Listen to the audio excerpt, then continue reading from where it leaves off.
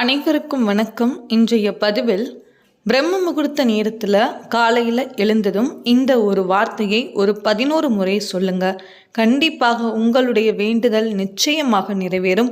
நீங்கள் ஆசைப்படுற விஷயங்கள் எல்லாமே உங்களுக்கு கைகூடும். அதை பற்றின முழு தகவலை தான் நம்ம இப்போ இந்த பதிவில் பார்க்க இருக்கிறோம். இப்போ தான் நம்ம சேனலில் நீங்கள் ஃபஸ்ட் டைம் வாட்ச் பண்ணுறீங்கன்னா மறக்காமல் சப்ஸ்கிரைப் பண்ணிக்கோங்க.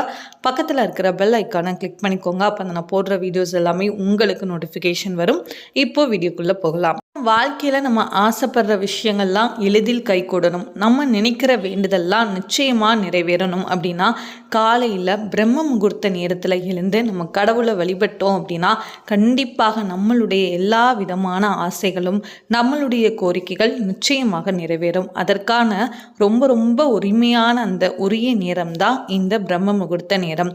காலையில் 3:30 மணிலேருந்து 5 மணி அந்த நேரத்துக்குள்ள நம்ம எந்திரிச்சு குளிச்சு முடிச்சுட்டு நம்ம கடவுளை வழிபட்டு அந்த பிரம்ம முகூர்த்தம் அப்படின்னாலே ஒரு 5 விளக்குன்னு சொல்லுவாங்க. அந்த 5 விளக்கு ஏற்றி வழிபட்டுட்டு வந்தோம் அப்படின்னா கண்டிப்பாக நம்மளுடைய எல்லா விதமான தடைகளும் நீங்கி நிச்சயமாக உங்கள் வாழ்க்கையில் ஒரு தெளிவு உங்களுக்கு கண்டிப்பாக பிறக்கும்.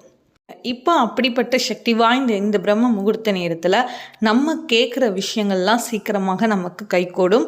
அதனால் அந்த நேரத்தில் நம்ம எப்போவுமே நமக்கு தேவையானது எதுவோ, நம்மளுடைய வாழ்க்கையில் முன்னேற்றத்தை கொடுக்கக்கூடியது எதுவோ அதை நினைத்து நம்ம வேண்டுதல் வைக்கணும். அதாவது இப்போ எனக்கு திருமணம் நடக்கணும், அப்போ எனக்கு திருமணம் சீக்கிரமாக கைகூடணும்.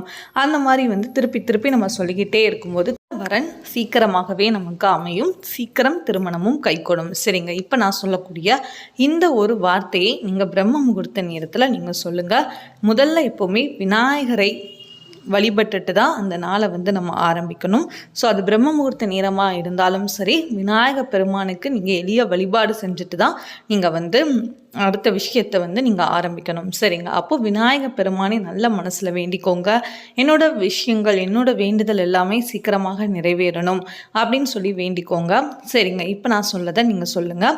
ஓம் ஸ்ரீ மகா கணபதியே நமக, ஓம் ஸ்ரீ மகா கணபதியே நமக.